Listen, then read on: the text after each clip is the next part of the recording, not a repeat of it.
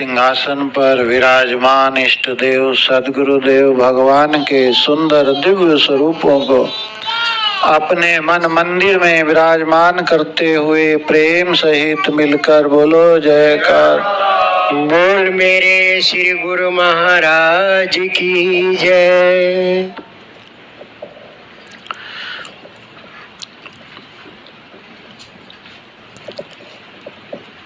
एक बार हमारे सद्गुरुदेव श्री श्री 108 श्री पंचम पातशाही महाराज जी सुंदर सिंहासन पर विराजमान होकर अपने पावन वचनों से गुरुमुखों को कृतार्थ कर रहे थे। श्री सद्गुरुदेव महाराज जी ने कुछ भक्तों से पूछा कि भक्तों आप लोग कहाँ से आए हो? तो भक्तों ने अलग अलग बताया, कोई देश से, कोई विदेश से, कोई पंजाब से, कोई हरियाणा से, कोई यूपी से, कोई इंडिया से, कोई अमेरिका से, कोई कनाडा से। सब अपना अपना बता रहे हैं, स्वामी जी मैं वहाँ से आया, मैं वहाँ से आया।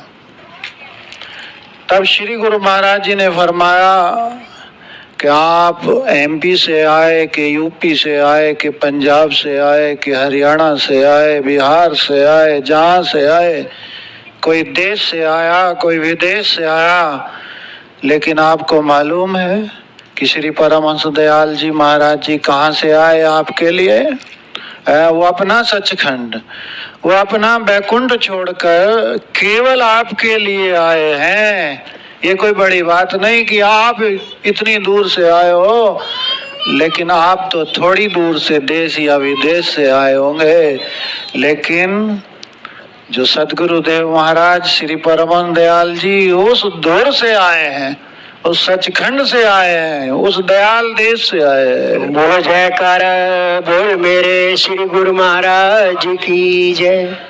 जहाँ प्रभु नाम के सिमरण का रहता नित नया सवेरा, वो दयाल देश है मेरा। गुरुदेव फरमा रहे हैं कि जहाँ प्रभु नाम के, जहाँ केवल नाम है, नाम के अलावा और कोई चीज है ही नहीं, जहाँ प्रभु नाम के सिमरण का रहता नित नया सवेरा, नित नया सवेरा उदित होता है केवल नाम की गूंज के द्वारा, तो वो ऐसा देश वो है, वो अगम कहो, अकहा कहो, वो दयाल देश है, वो मालिक का देश है। किस लिए आए हैं? वो ये बताने आए हैं। गुरुदेव ने फरमाया हम आपको ये बताने समझाने आए हैं कि यहाँ मत फंसो, ये देश अपना नहीं है, रहना नहीं देश बिराना है। आगे है लाइन याद? बोलो, रहना नहीं देश बिराना बिराना है। चलो इतना ही बहुत याद, नहीं तो कोई बात नहीं, भूल तो गए, जीव तो भूल ही जाता, बस इसी एक लाइन को ही भूल जाता है कि रहना नहीं देश बिराना है। ये देश अपना नहीं है, ये घर किसका? भगत जयवीर सिंह का? नहीं है, नहीं है। ये घर असली नहीं है, ये भजन करने के लिए एक ठिकाना है, भजन करने के लिए एक झोपड़ी है, नाम जपने के लिए, पुण्य कर्म करने के लिए ये गुरुदेव ने हमें एक बसेरा दिया। कंचन बसेरा? कौन सा कंजर बसेरा? हमारे पूछे महात्मा जी, हमारा आत्मानंद जी ने, जब भक्तों ने उनको विनती की कहाँ से भाई, कहाँ से आए? कि कंजर बसेड़ा। तो गुरु भाई फरमाया और महात्मा जी ने फरमाया कि भाई कंजर नहीं, कंचन बसेड़ा है। कंचन, कंचन बसेड़ा, कंजर बसेड़ा? कंचन बसेड़ा बसेड़ा, कंचन बसेड़ा। देखो अब भगत हो गए वहाँ, और जो भक्ति नहीं करता वो तो है ही कंजर। जहाँ रहता है दुख का मंजर, जो भजन नहीं करता वो है कंजर। याद रखियो। और मेरे से तो नाराज भी हो जाओगे तो कोई बात नहीं है, वो कोई बात नहीं, पर वो जो भजन नहीं करता वो है तो बेकार ही। कंजर को मतलब जात पात की बात नहीं हो रही है, प्रेम की भाषा है। कंजर जो आपस में बोलते हैं ना कि भाई, तो जो भक्ति नहीं करता वो क्या करता है? वो कुछ नहीं करता। दिन सुरात लालच करे, भर में भरमाया, बेगार भिड़े बेगारिया, सिर भार उठाया। जो जन गुरु की सेवा करी, तिन घर के काम हर लाया। गुरवाणी में आया है कि नित दिन सुरात लालच करे, भर में भरमाया। दिन रात लालच में ही पड़ा रहता है, और यही एक भरम है कि और मिल जाए। 99 का जो फेर है वो कभी पूरा नहीं होता। वो औसत में, हिसाब किताब ही लगाने लगता है। जो झूठा हिसाब है उसमें लगा रहता है, जो सच्चा हिसाब है उसको भूल जाता है ना। जो सोच रहा है कि ये धन कमा रहा हूं तो कुछ प्राप्त कर रहा हूं, कुछ हासिल कर रहा हूं, लेकिन धन कमाने में ईंधन जा रहा है। कमा तो रहा है धन और खत्म हो रहा है कौन सा ईंधन? श्वासों का ईंधन है ना। कमा रहा है झूठा धन और गंवा रहा है श्वासों का सच्चा धन, ईंधन, सच्चा धन। तो फिर क्या कमाया? सारा गंवाया कि इतनी महंगी चीज तो गंवा रहा है और कौड़ियों का व्यापार कर रहा है ना। रतन त्याग कौड़ी संग रचे, साच छोड़ झूठ संग मचे। जो छड़ना सो थिर कर माने, जो होवन सो दूर पराने। छोड़ जाए तिसका श्रम करे, संग सहाई तिस पर हरे। गर चंदन लेप उतारे धोए, गर्धव प्रीत भस्म संग होए। कह रहे रतन को त्याग कर कौड़ी का व्यापार कर रहा है और बड़ा होशियार मानता है अपने आप को, बहुत बुद्धिमान समझता है। यही तो उसकी मूर्खता है, यही अज्ञानता है कि हानि का काम करने में बड़ा सहज है।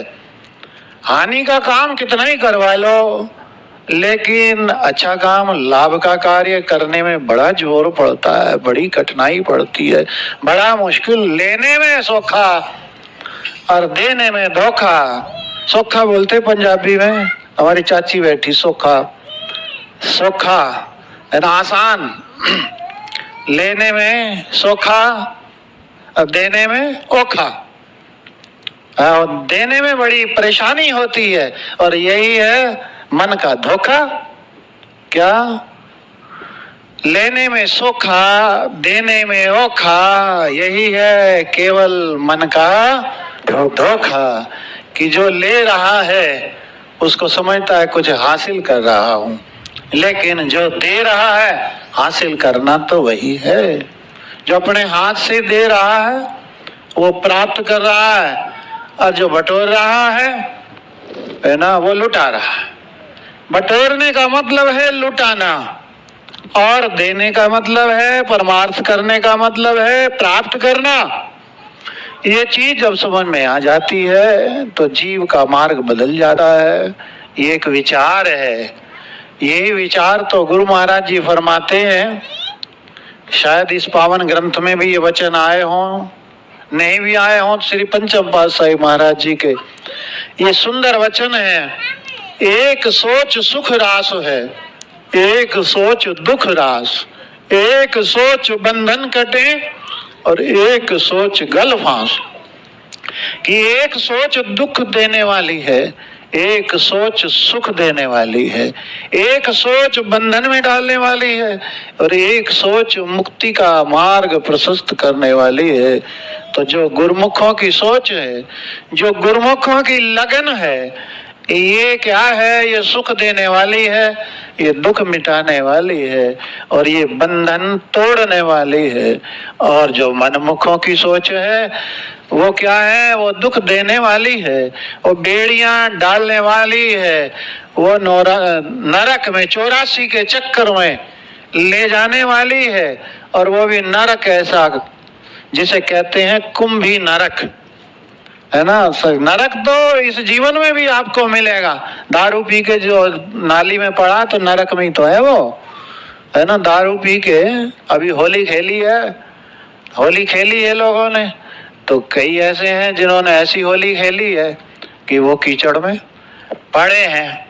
तो ये क्या है? ये नरक ही तो है। जो कुमार्गी हैं, दुख उठा रहे हैं और फिर भी उसी मार्ग पर जा रहे हैं, वो नरक है। और जब मरने के बाद 84 में चले जाते हैं, वो कुंभी नरक है। कुंभ माने घड़ा। घड़ा कैसा होता है? नीचे से चौड़ा, ऊपर से जो एक बार गया फिर नहीं निकले, जो घड़े में गया फिर हो नहीं गया, क्योंकि उसमें जाके फूल जाता है।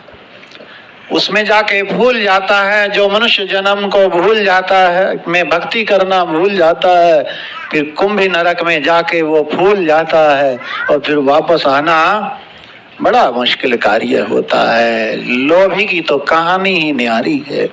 लोभी का तो हिसाब ही न्यारा है, उनका तो ग्रंथ ही अलग है। एक बड़ा सुंदर नाम वाला कोई प्रेमी था, जिसका नाम था गोलू, क्या था, दानचंद। हाँ, दानचंद की कथा याद आ गई। नाम था दानचंद, पर कभी अपने जीवन में कोई सत्कर्म नहीं किया, कभी अपने जीवन में कोई पुण्य कर्म नहीं किया, अपने जीवन में कभी कोई दान नहीं दिया, तीर्थ नहीं गया। क्योंकि तीर्थ कहीं जाएगा तो देखो खर्चा तो होता ही है, और कुछ ना हो तो चप्पल तो घिसती है। क्यों भाई तिलक भगत जी, चप्पल तो घिसेगी जब चलेंगे तो है। तो कुछ तो जब चलेंगे तो खर्चा तो होता ही है। वो कभी जीवन में इकन्नी भी है, उस समय इकन्नी चलती होगी तो इकन्नी भी खर्च ना हो। अब वो नाम था उसका, क्या था बोलो निगम? दानचंद है नाम था उसका, दानचंद। लेकिन था पूरा मक्खी चूस। अगर दूध में मक्खी गिर जाए तो उसको भी दूध में मक्खी गिर जाए तो क्या करता होगा? उसको भी चूस के गए। चलो निकाले मक्खी को, जैसे निकाला दूध से तो क्योंकि दूध टपक रहा तो वो उसी में टपका देता था दूध को। और उल्टा ज्यादा मत कहो, निचोड़ के निचोड़ के कहीं दूध जो है बाहर ना चला जाए। तो उसको जो मक्खी को भी चूस ले, वैसे तो मक्खी चूस बोलते हैं। तो उसका नाम था दानचंद। जब बुढ़ापा आ गया तो लोग कहने लगे, भाई पहले जमाने में लोग कहा करते थे भाई तीर्थ व्रत कर लो, आखिरी समय में तो कर ही लो, पहले कुछ नहीं किया तो बुढ़ापे में जब कुछ शरीर चलता नहीं था तो फिर जाया करते थे कई लोग। गया, वो बिहार में गया, जो गया सो हाँ, जो गया सो गया। कोई आ गया तो भाग्यशाली होता था कि जो गया से मुड़ के वापस आ गया तो वो बड़ा भाग्यशाली हुआ करता था। तो लोग जो बहुत कहने लगे तो एक दिन उसकी घरवाली ने भी कहा, क्यों ताने मारो, हमारे लिए अब जीना मुश्किल हो गया, लोग ताने मारते हैं, कैसा पति तेरा, कभी जाता ही नहीं कहीं भी, गंगा नहाने भी नहीं जाता। तो बोला चलो गंगा नहा के बाद पूरी हो जाएगी। कहते हाँ चलो कहीं तो जाओ ना भाई, गंगा चलो, गंगा तो ज्यादा दूर नहीं है, 13-14 किलोमीटर है, तो अब नहा ही आते हैं। चलो ठीक है भाई, नहा ही आते। लेकिन गया तो जेब में डाल के कुछ नहीं ले गया, इकन्नी भी कोई नहीं, व्रत भी तो रहते ही हैं लोग, थोड़ा बहुत चने वने खाने के लिए ले गया, ऊपर पैसे नहीं ले गया। अब वहां गया तो जब घाट की तरफ चलने लगा तो क्योंकि वो पंडे होते ना, तो वो दूर से देखते रहते कौन आ रहा है, तो उनके तो ग्राहक कोई आए सही, तो ताक रहे थे। उसकी नजर पड़ गई, भाई ये तो देखो मुझे पकड़ लेंगे और फिर मांगेंगे, तो इससे अच्छा क्या है कि नहाना ही तो है। तो इस घाट पे ना नहा के जहाँ वो मुर्दे जल रहे हैं ना, उधर चला जाता हूँ।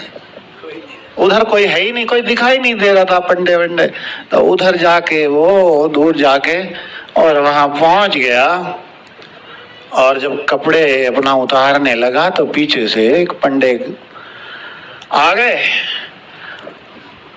और कहता है, थे तो वो खुद भगवान ही है ना। भगवान जी ने देखा भाई इतना कंजूस कोई हद होती है, भले आदमी है, तो मुर्दा घाट पे ही नहाने आ गया, तू देना कुछ ना पड़े, जबकि है भी कुछ नहीं उसके पास, तो फिर भी डर रहा है। और वहां जाके उसने कहा, अरे भाई बड़ा भाग्यशाली दिन निकला आज, तो बड़े दिन से कोई आ ही नहीं रहा था, आज बड़ा भाग्यशाली पर आया जिंदा। हमारा तो देखो महीनों का हिसाब किताब पूरा हो जाया करता था, अब बहुत दिन हो गए कोई नहीं आया। तुम तो सेठ जी लग रहे हो, नाम क्या है जी आपका?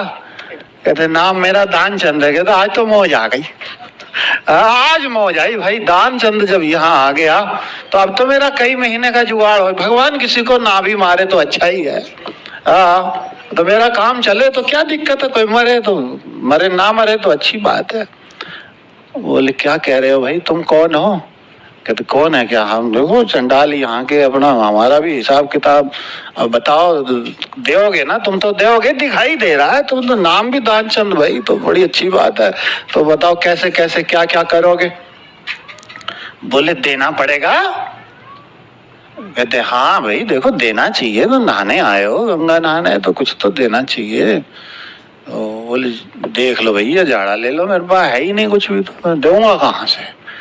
कहते अच्छा खाली आए हो इतनी दूर से? कहते हाँ।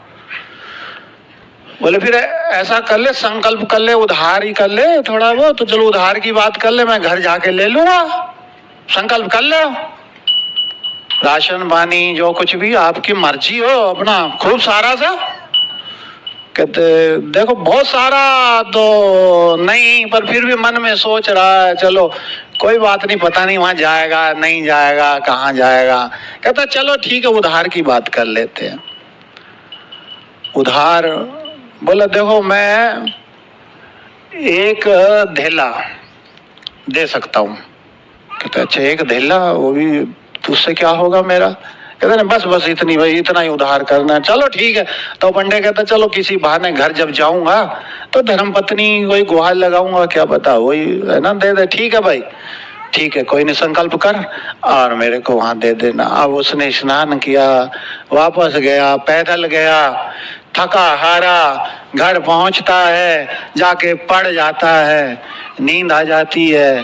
तो उधर से वही ब्राह्मण बाबा आ गए और आके अपना कुंडी खटखटाई। बोले लक्ष्मी निरंजन। अब आगे धर्मपत्नी कहती है हाजी आप कौन हो? यहाँ तो कोई आता ही नहीं, आएगा भी क्यों, क्योंकि हम किसी को कुछ देते ही नहीं। आज तो बड़े दिन में कोई हम देख रहे हैं, कैसे आए हो? बोले आपके जो ये पति देव मेरे यजमान हैं और वो जो है दान दक्षिणा में लेने आया हूँ, उधार करके आए हैं। बोले ये ऐसा तो कुछ हो नहीं सकता, ऐसा तो आज तक हुआ नहीं कि उन्होंने कोई ऐसा संकल्प करा हो, आप झूठ बोल रहे हो। मेरे तो पति हैं, मुझे पता है कि आपको ये किसी को देते ही नहीं, संकल्प कैसे करेंगे? कहते नहीं संकल्प करके आया, देखो उधार करके आया, देखो उनको कहाँ है? कहते देखो थके मंदे जरा सो रहे हैं। कहते नहीं उठाओ उनको, है ना मेरा उधार दे। और जाके उठाया, कहते किसी का, वो कहती है किसी से का उधार है तुम्हारे ऊपर, नहाने गए थे, वो पंडे महाराज आए हुए हैं। कहते वो आ गया, यहाँ आ गया? अरे भाई एक काम कर, तू जाके कह दे कि पति देव मेरे बुखार में पड़े हैं, शरीर कांप रहा, बाहर आ नहीं सकते। तो वो जाके कहती है महाराज मेरे पति देव दूर से चल के आए हैं और बुखार आ गया, वो तो पड़े हैं पलंग पे, कांप रहे हैं, उठ नहीं सकते। बोले अच्छा बीमार है? तो फिर तो सही है, अब बीमार मेरे यजमान बीमार हो और मैं ऐसे उनको छोड़ के चला जाऊं, है ना? मेरे यजमान बीमार हो, मैं उनको छोड़ के चला जाऊं, मेरे पास भी दवाइयों का ज्ञान है, कोई काढ़े वाड़े पिलाऊंगा और ठीक है ठीक हो जाएंगे तब लेके जाऊंगा, ऐसी कोई बात नहीं। वो जाके कहती है अरे वो तो ठहर गया, वो तो जाने को तैयार नहीं है, वो तो लेके जाएगा। कहता मैं दवाई दूंगा, मैं ठीक करूंगा उनको। बोले अरे ये क्या गले पड़ गया भाई, उसको जाके कह दो कि आपके यजमान मर गए हैं। सांस रोक ली, मर गए हैं। अब वो कहती ऐसा कैसे मैं कह दूं, मैं तो तुम्हारे उसके लिए व्रत करती हूँ, करवा चौथ करती हूँ, और तुम्हें मरने की बात मैं कैसे, तुम जिंदा हो और मैं बोल दूं मर गए, ये तो झूठी बात, कहते नहीं तू बोल दे, मेरा आदेश है ना। देखो पति का जो है, पति परमेश्वर होता है और मेरे आदेश का पालन तुझे करना होगा। तू जाके कह दो कि मेरे पति देव मर गए। हाँ, चमड़ी चली जाए, क्या दमड़ी ना जाए। अब जाके रोना पीटना शुरू, उसने नाटक करा पूरा, रो रही है कि मेरे पति देव तो मर गए। तो हम मर गए। और तो वो बोला ठहरो तुम यहीं रहो, मैं पूरे गांव में बोल आता हूँ। सारे में वो सबको वही इकट्ठा करते हैं, उनका संस्कार करेंगे बड़े सम्मान के साथ। देखो तो वो जाके पूरे गांव में ढिंडोरा पीट के वो मर गए। सेठ जी दानी चंद जी है ना, तो भीड़ इकट्ठी हो गई। जब लोग आने लगे तो घरवाली कहते कोई नहीं मरे नहीं। तो लोग जो बुद्धिमान थे बोले देखो घरवाली कैसे कह देगी मर गए, घरवाली को तो मरा हुआ भी ऐसा ही लगता है जैसे जिंदा है ना। तो तू भी सही कह रही है मरे नहीं, पर वो तो देखो बता रहा मरी गए। सारे गए तो उसने अपना सांस रोक रखा, बिल्कुल हिलता डुलता नहीं है। अब वो तैयारी करने लगे, भाई करो सारा कुछ उधर। अब सब तैयारी होने लगी तो भगवान जी जो ब्राह्मण महाराज है ना बैठे, वो देख रहे हैं अरे ये तो पूरा जालिम है, ये नहीं तो मरने को पूरा नाटक स्वांग कर दिया। और चिता की तैयारी हो रही है, उपले लकड़ियां सब तैयार हो गई और लेकर चल दिए। क्या बोल रहे हैं, राम नाम सत्य है। बोल ही तो रहे राम नाम सत्य, पर तो अंदर तो पैसा सत्य है, माया सत्य है, धन सत्य है, कहीं ये चला ना जाए। अब वो चले जा रहे हैं, घरवाली भी रो रही है। अब क्या कहूँ, किसी को कहती भी अरे भाई वो नाटक कर रहे हैं मरे नहीं, पर लोग उसको कहते तेरा दिमाग चल गया। अब वो तो मर ही गए, उसको छोड़ दिया, ले गए वहाँ शमशान लिटा दिया, लकड़ियां वकड़ियां लगा दी। अब वो देख रहे हैं ब्राह्मण देवता भगवान जी, अरे भाई तूने तो कमाल कर दिया, आज तक ऐसा कोई मिला ही नहीं। देखो कंजूस, कमाल की बात है। अब मरने को तैयार है, जाके कान पे कहते हैं है ना, तो अब तो आग लग जाएगी, अब तो बड़ा अनर्थ हो जाएगा, ये जिंदा ही जल जाएगा। कान पे जाके कहते हैं आया हूँ बैकुंठ छोड़कर, है ना, आया हूँ मैं बैकुंठ छोड़ के। मैं कौन हूँ पता है तुझे, मैं भगवान हूँ, है ना, मैं भगवान हूँ, मैं बैकुंठ छोड़ करके आया हूँ। तो जैसे ही ये कान में कहा तो वो कहता है, आंखें खोलता है और आंखें जैसे खोली, तू भगवान है, तू तो वही है? अरे बाबा मैं कह रहा हूं मैं दे नहीं पाऊंगा, मैं नहीं दूंगा। बोले मैं भगवान हूं, समझ रहा है? कहता मैं भगवान तो तब मानूं तुझे जबकि वो उधार जो धेला है वो छोड़ दे।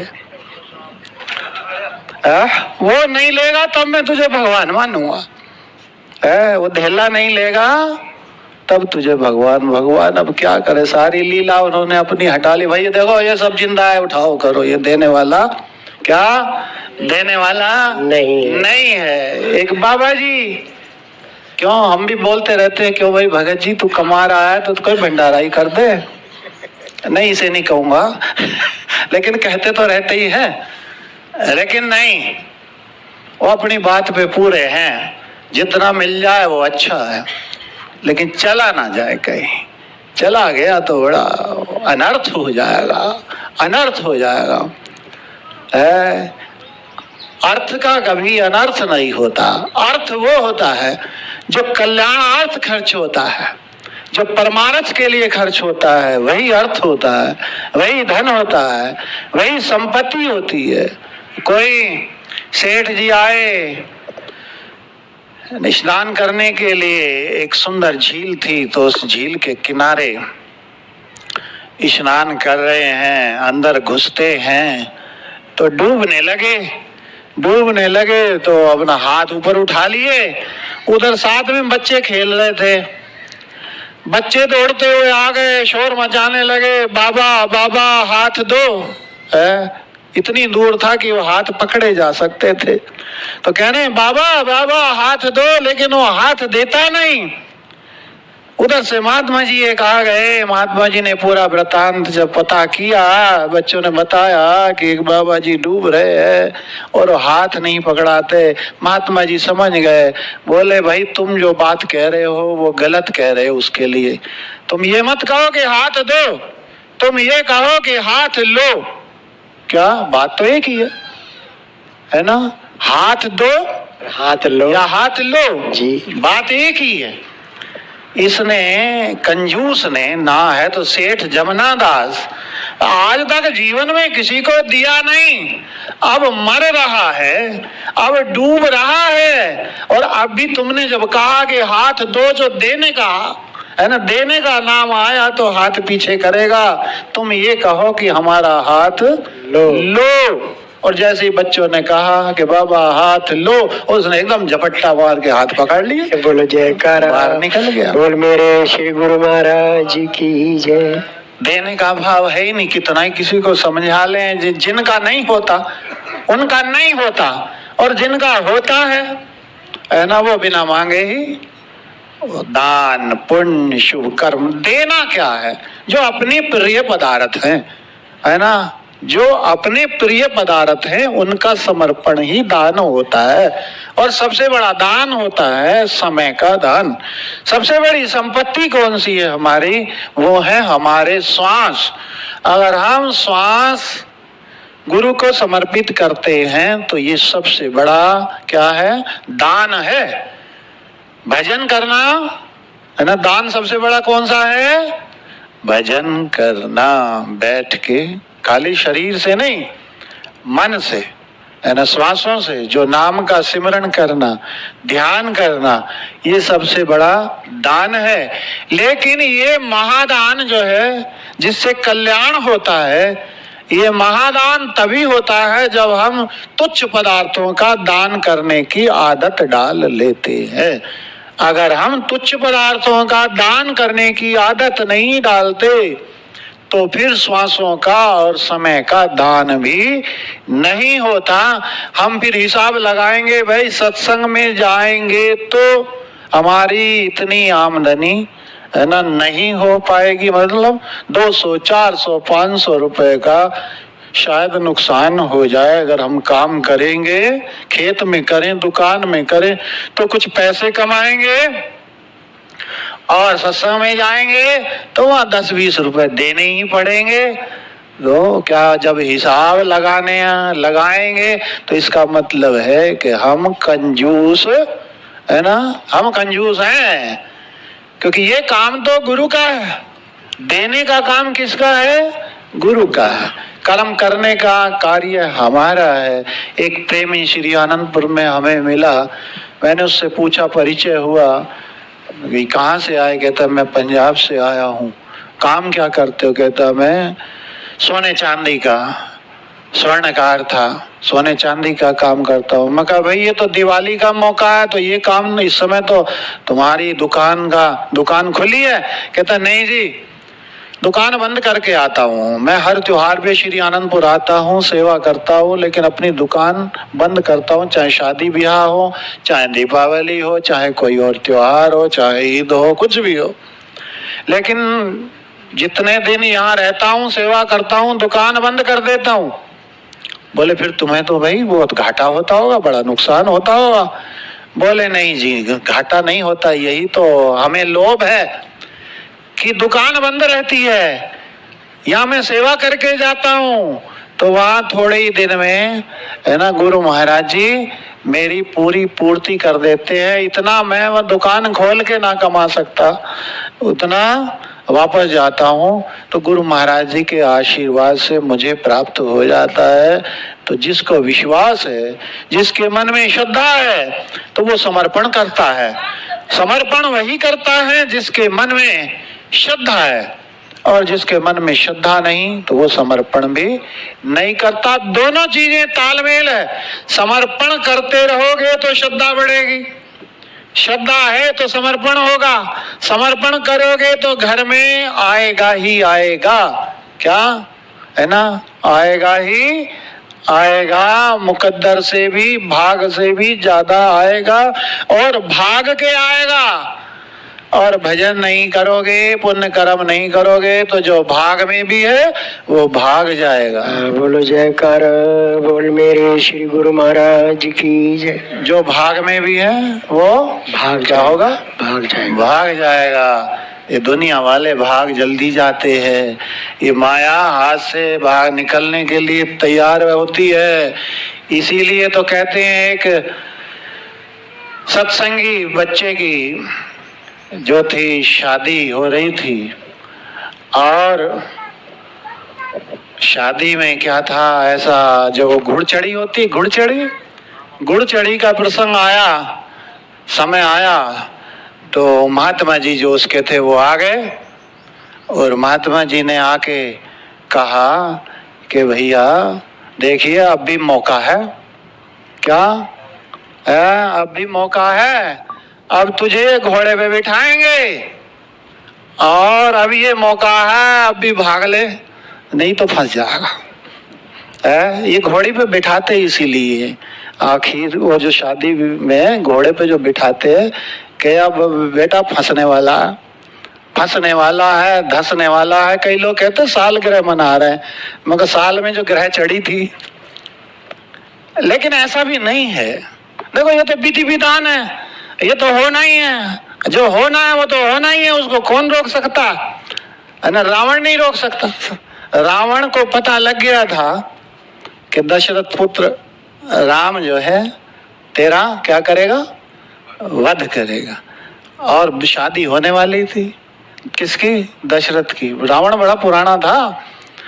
तो जब शादी होने लगी थी तो रावण ने जो है सारे प्रयास कर लिए, सारे उपाय कर लिए, किसी तरह विघ्न पैदा कर दूं, लेकिन वो दशरथ की शादी रोक नहीं सका। यहाँ तक कि प्रसंग तो बहुत है, मगरमच्छ बन गया एक बार। और मगरमच्छ बन के जब वो शादी के लिए जा रहे थे, शादी का समय निश्चित था, निर्धारित।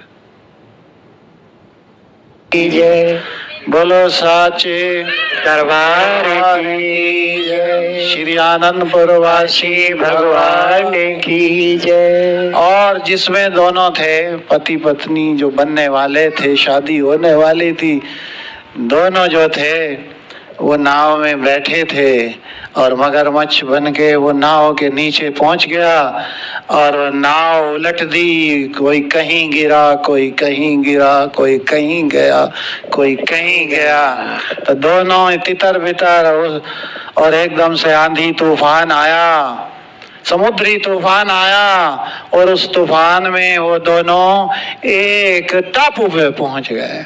और वहाँ टापू पे पहुंचे दोनों, तो वहाँ जाके दोनों का मिलन हो गया और भगवान जी आ गए ब्राह्मण बन के और उन दोनों की जो है वो शादी वहाँ रच दी। पूरा प्रसंग तो हो सकता है नरेश भगत जी को याद हो, मैंने तो थोड़ा सा कहीं से सुना था।